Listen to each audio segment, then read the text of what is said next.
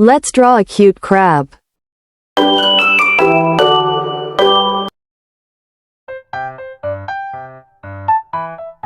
First, draw a half-oval shape for the crab's body.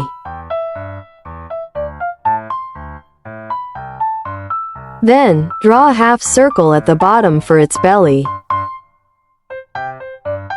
Next, draw two arms going up on the left and right sides of the body.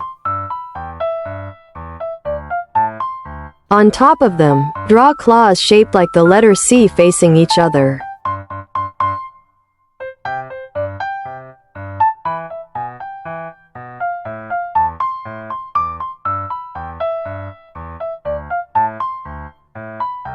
After that, add 3 small legs on each side of the body.